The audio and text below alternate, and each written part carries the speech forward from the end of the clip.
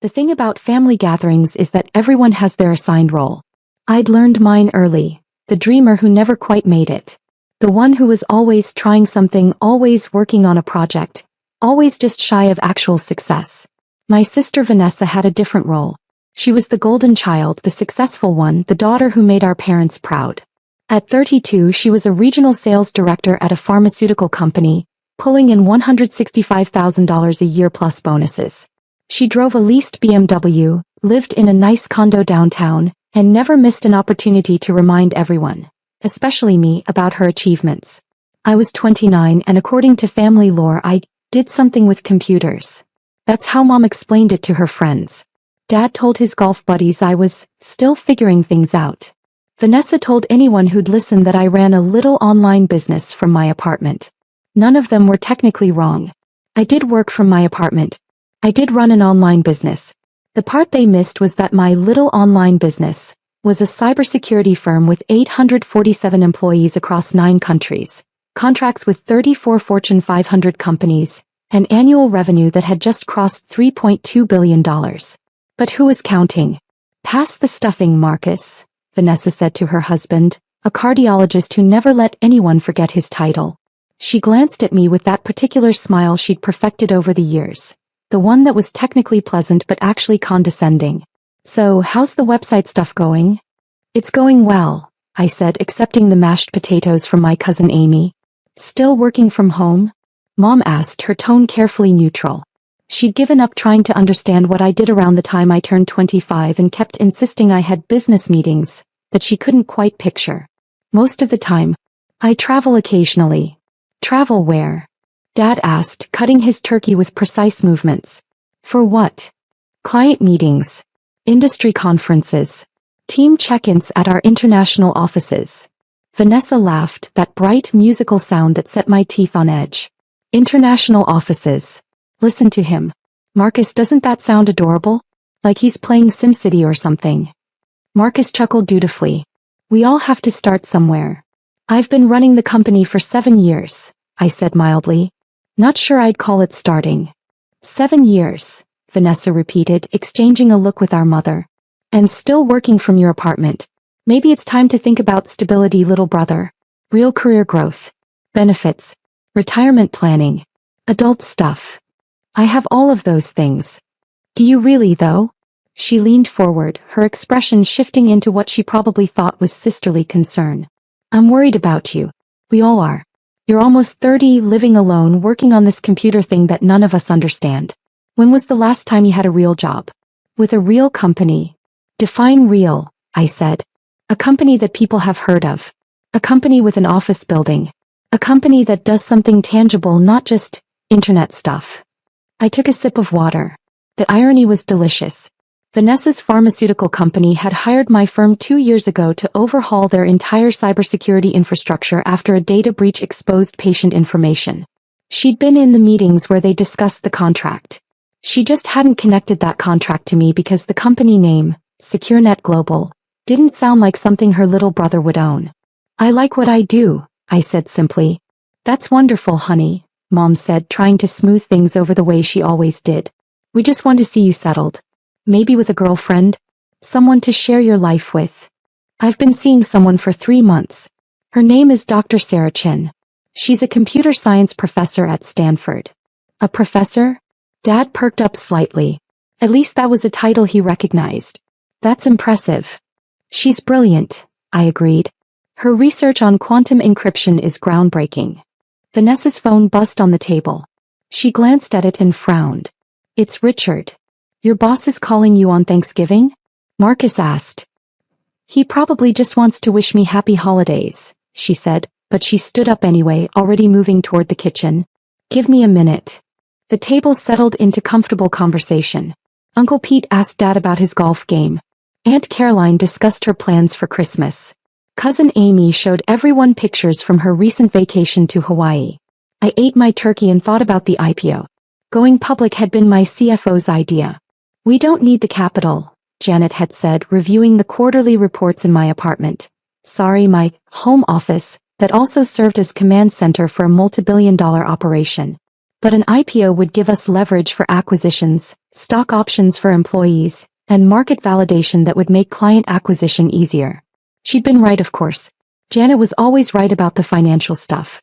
That's why I paid her $680,000 a year and gave her enough stock options to retire wealthy. The IPO had launched this morning at 9:30 a.m. Eastern. Opening price, $47 per share. Within 3 hours, it had climbed to $63. Current market valuation, $12.4 billion. Fortune magazine had been tracking the story for months. They'd interviewed me, photographed me, researched the company's history.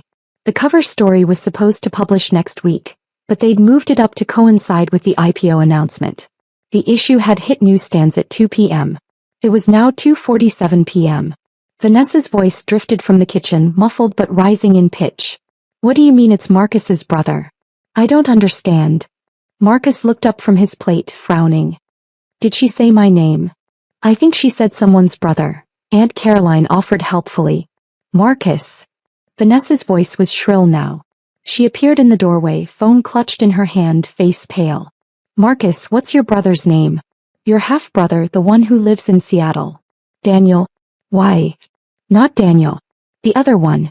The younger one. I don't have another brother, Marcus said, confused. Vanessa's eyes found mine across the table. Her mouth opened and closed silently. Finally, she managed, Richard wants to know if I'm related to you.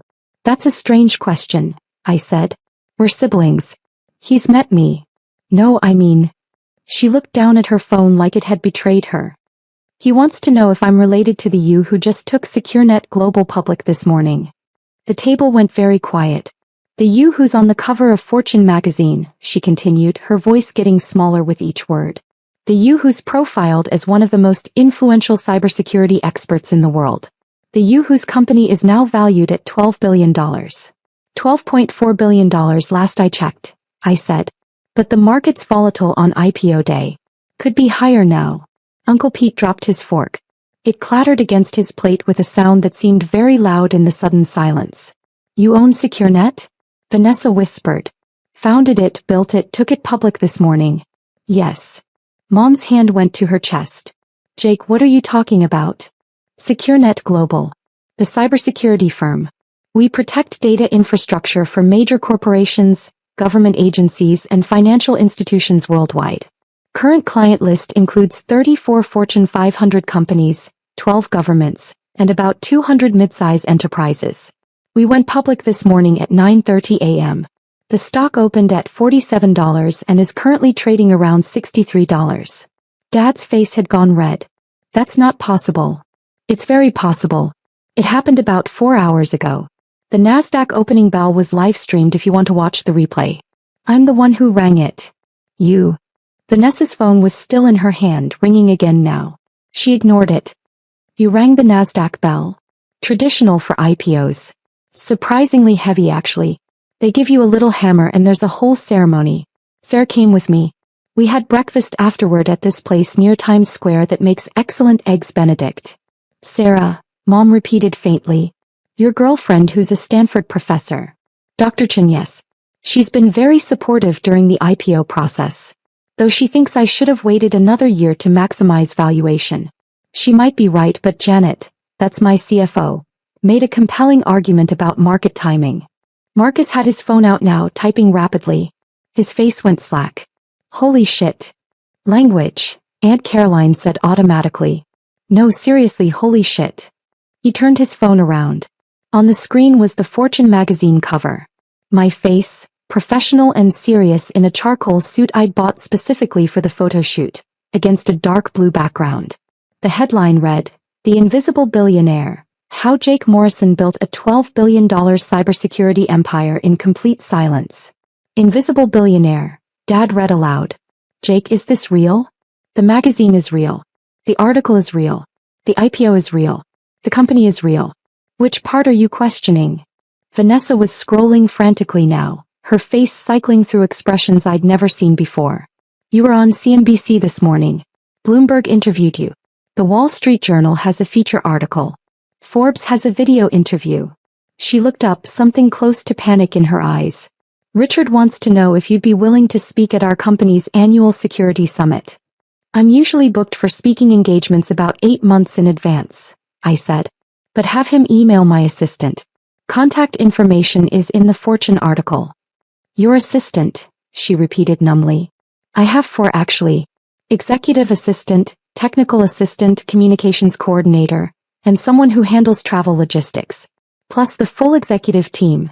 CFO, COO, CTO, VP of Sales, VP of Operations, General Counsel. About 850 employees total now, though we're hiring aggressively. The IPO capital will fund expansion into Asian markets. Uncle Pete made a strangled sound. 850 employees? Well, 847 as of this morning. But we have about a dozen positions opening next week, and the Asian expansion will add another 100 by Q2. Cousin Amy was reading from her own phone now. It says here you started the company in your apartment with $15,000 in savings. $12,000 actually. Fortune rounded up. I spent most of it on server equipment and incorporation fees. The first year was lean. Lean, Vanessa echoed. Her phone rang again. She answered it this time, her voice mechanical. Hello, Richard. Yes, that's my brother. I didn't know. No, he never mentioned. She wandered back toward the kitchen, still talking. Mom was crying. Actual tears running down her face. Jake, sweetheart, why didn't you tell us? I tried to, Mom. Remember when I said I'd signed a major corporate client and you asked if it was a small business that needed website help? Remember when I mentioned hiring employees and Dad asked if I meant freelancers on Fiverr? Remember when I said I was meeting with investors and you told me to be careful of scams? The silence that followed was profound. You thought I was running a hobby business, I continued gently. A side hustle. Something to keep me busy while I figured out what I really wanted to do with my life. And after a while I stopped trying to explain. Marcus was still scrolling. You graduated from community college. I did. Couldn't afford university. Taught myself programming through online courses and textbooks. Built my first security protocol when I was 21, sold it to a defense contractor for $2.3 million. Used that capital to start SecureNet. $2.3 million when you were 21, Dad repeated, looking dazed. It was a good protocol. The contractor still uses it. I check in occasionally to make sure it's holding up against new threats. Aunt Caroline had tears in her eyes too. Jake, I told everyone at my book club that you were a nice boy who did computer repair. I do repair computers sometimes. Sarah's laptop crashed last month and I fixed it. Loose memory card. That's not what I mean. I know what you mean. Vanessa returned from the kitchen. She looked like she'd aged 5 years in 5 minutes. She sat down heavily, setting her phone carefully on the table like it might explode. Richard wants you to keynote our security summit, she said quietly. He's offering $50,000 plus travel expenses. That's below my usual rate, but I'll consider it. Have him send the details to my assistant. Your usual rate, she repeated. What's your usual rate? $150,000 for keynotes, $200,000 for full-day workshops. Though I mostly do those for charitable causes now. The fees go to a scholarship fund I established for community college students studying cybersecurity. A scholarship fund, Mom whispered. The Morrison Cybersecurity Scholarship. Full tuition, plus a stipend for living expenses and a guaranteed internship at SecureNet upon graduation. We've funded 37 students so far. Dad's phone started ringing. He looked at it, then at me, then back at it. It's Jim Crawford. From the club. Senior partner at Crawford Digital Solutions, I said. We're their primary security vendor. Contract value is about $4.3 million annually. You know Jim. We have lunch monthly. Nice guy. Terrible at golf, but he won't admit it. Dad answered the phone with shaking hands. Jim. Yes, that's my son. I had no idea. Yes, I'll ask him. Uncle Pete was reading the Fortune article now, his fingers scrolling down his phone screen. It says here you were named one of Time magazine's 100 most influential people last year. That was unexpected.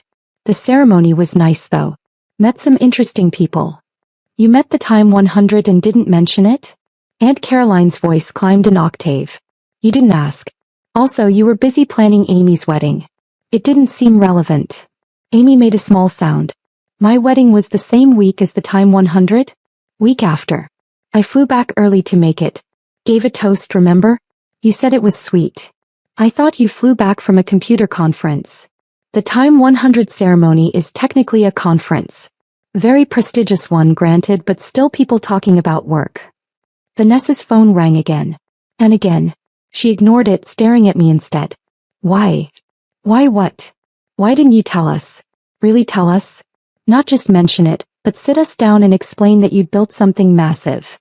I set down my fork and looked at her. Really looked at her. Because you wouldn't have believed me. And even if you had, it wouldn't have changed how you saw me. That's not true. Isn't it? Vanessa, do you remember my 25th birthday? She blinked. What? My 25th birthday. I just closed a $40 million Series B funding round. It was one of the biggest cybersecurity investments that year. I was on top of the world. I came to Sunday dinner and you introduced me to your friends as my brother who does tech support. When I tried to explain about the funding round, you laughed and said I was exaggerating. You said I needed to stop dreaming and get realistic about my career prospects. Her face flushed. I don't remember that. I do. Because it was the moment I realized that no amount of success would change your perception of me. You decided who I was. The dreamer, the one who played at business, and nothing I said would change that. So I stopped trying. Jake, Mom started, but I held up a hand gently. I'm not angry. I'm really not. But you all need to understand something. This morning when I rang the NASDAQ bell, I wasn't thinking about proving you wrong. I wasn't thinking about validation or recognition or any of that. I was thinking about the 847 people who work for SecureNet. The clients who trust us with their data. The students we're funding through scholarships. The protocols we've developed that are keeping hospitals and banks and government systems safe from cyber attacks. The table was silent. The IPO wasn't about the money, I continued. My personal net worth is somewhere around $8.3 billion now, depending on how the stock closes today. But that number is just a number. What matters is that we built something that actually makes the world safer. That's what I care about. That's what I've always cared about. Dad had finished his call with Jim Crawford. He looked at me with an expression I'd never seen before, something between awe and regret. Jim wants to know if you'd be willing to speak at his company's board meeting next month. I'll check my calendar. Have him email my assistant. You keep saying that, Vanessa said. Your assistant. Like it's not real. Like you're playing pretend. Her name is Jennifer Park. She's 26, graduated top of her class from Berkeley, and she's frighteningly efficient. She'll respond to meeting requests within 4 hours and handle all the scheduling.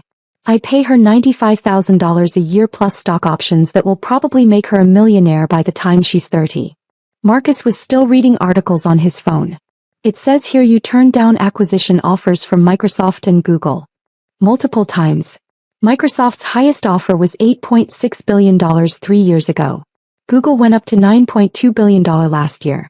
Neither made strategic sense. We're building something specific and being absorbed into a tech giant would have compromised that vision. You turned down $9 billion, Uncle Pete said, his voice faint. I turned down $9 billion that would have made me wealthy but would have destroyed the company's independence. Today we went public and kept control of our direction. Market valuation is $12.4 billion and climbing. We made the right choice. Vanessa's face had gone through pale and landed on something close to green. The security breach. 2 years ago. When our company's patient data was exposed. I remember. It was all over the news. We hired SecureNet to fix it. Richard made the final decision, but I was in the meetings. I reviewed the contract. Her voice got very small. I signed off on the expense report. $2.7 million for the emergency overhaul. $2.9 million, I corrected. There were additional charges for ongoing monitoring and staff training. You fixed our company's security breach. My team fixed it. I consulted on the architecture, but we have specialists who handle implementation. That's what you pay for, expertise at every level. I told you it was too expensive, she whispered. I told Richard we should find a cheaper option. You did. I read the meeting notes. Richard overruled you because cheaper options had failed. You needed the best and SecureNet is the best. That's not arrogance, that's just measurable fact. Our client retention rate is 97%. Our breach prevention rate is 99.2%. Those numbers speak for themselves. Mom was crying harder now. Jake, I'm so sorry. We didn't know. We should have listened. You should have believed me, I said gently. There's a difference. Listening is passive. Believing requires trust. Dad's phone rang again. Then Uncle Pete's. Then Amy's. The Fortune article was spreading apparently, and everyone who knew our family was making connections. Vanessa stood up abruptly. I need air. She walked out to the backyard. Through the window I could see her pacing, phone pressed to her ear, probably talking to Richard again. Marcus cleared his throat. For what it's worth, I think what you've built is remarkable. Thank you.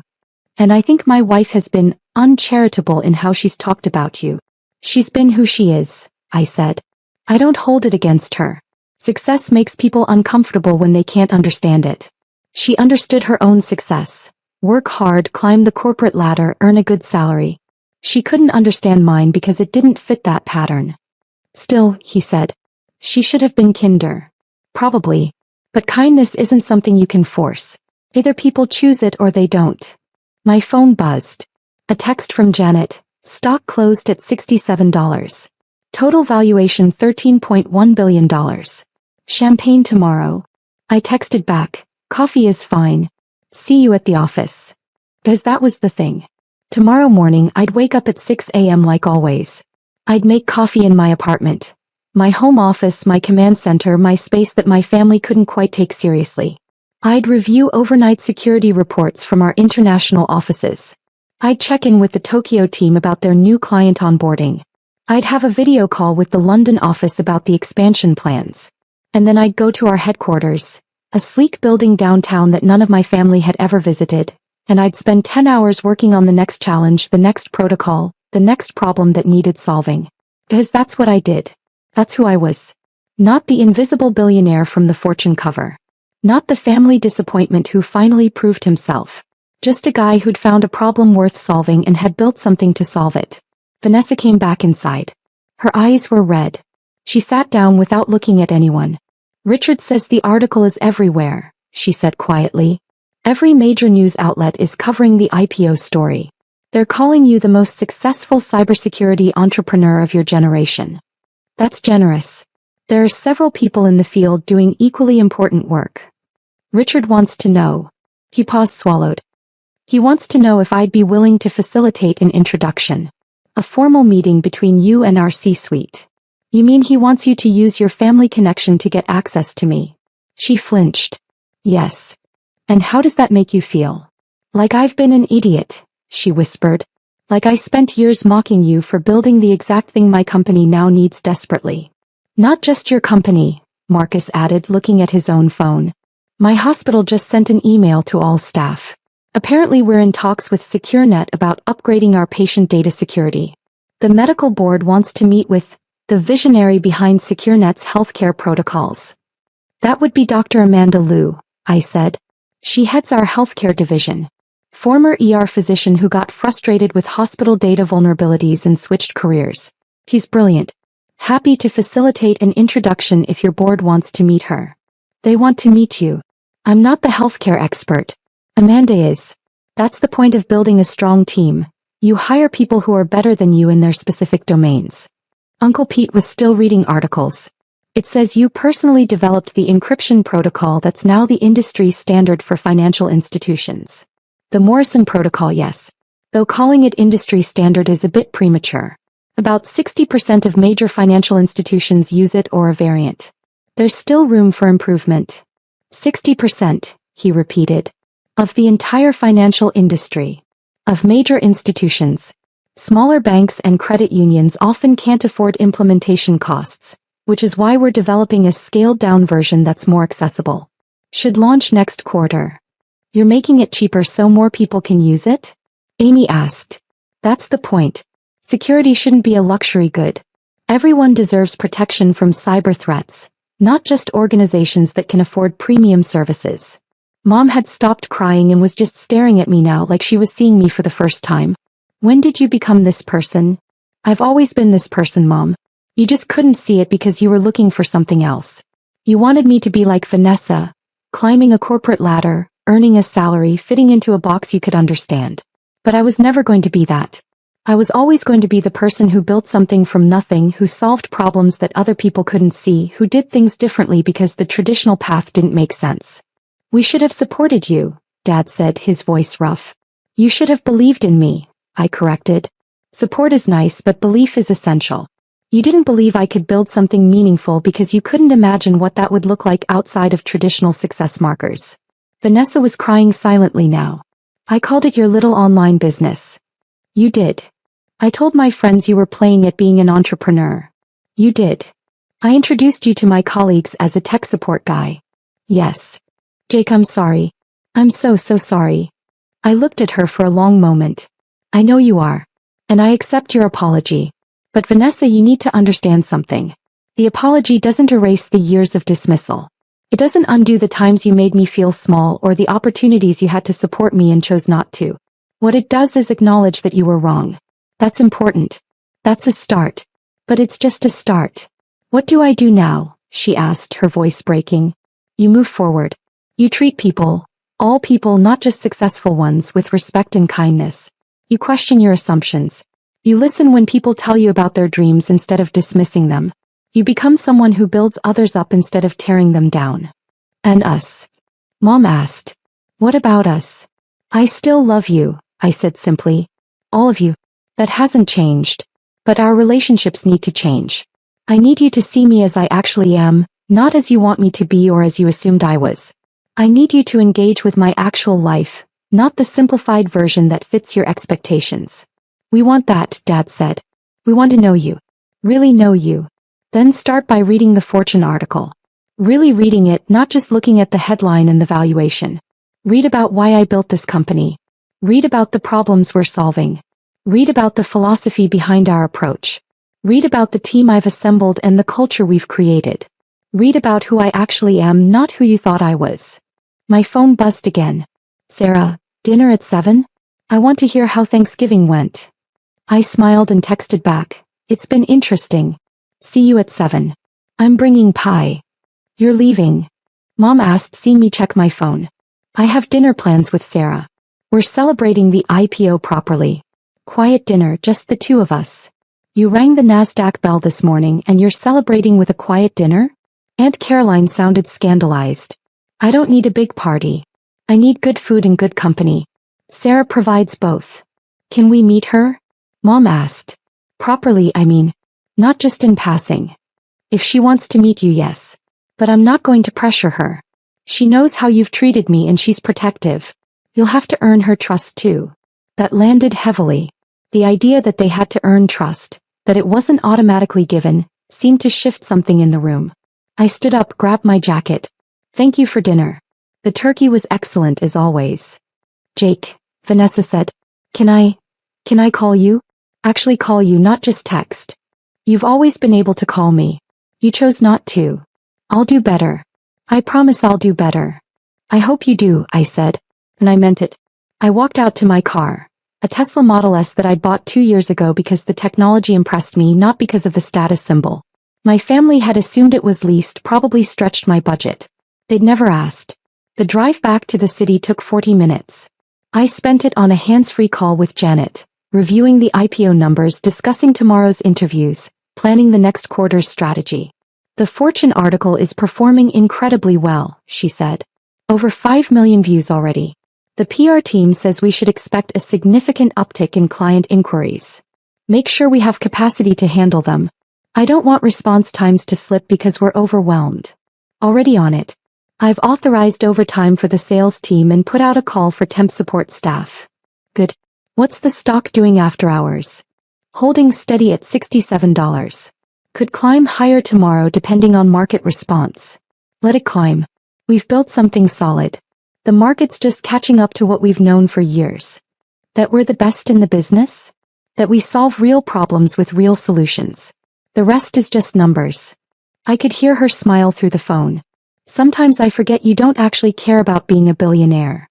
I care about building great security systems. The billionaire thing is just a side effect. A $8.3 billion side effect. Still just a side effect. We finished the call as I pulled up to my building. The loft was quiet, exactly how I'd left it this morning.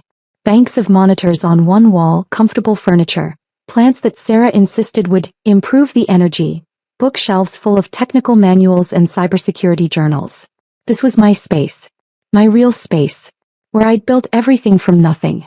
Where I'd written the first lines of code that became the Morrison protocol. Where I'd stayed up for 72 hours straight fixing a critical vulnerability for a major bank. Where I'd celebrated every milestone, every breakthrough, every success. My family had never seen it. They'd never asked to see it. Maybe someday they would. Maybe someday they'd understand that this apartment wasn't just a place I lived. It was the foundation of everything I'd built. The command center of a billion-dollar empire. The quiet space where I did my best thinking. Or maybe they wouldn't. Maybe they'd stay focused on the headlines and the valuations and miss the actual story. Either way, I had work to do. And dinner with Sarah at 7. I smiled, pulled out my laptop and got back to work. Because that's who I was. That's who I'd always been. And now, finally, the world was starting to notice.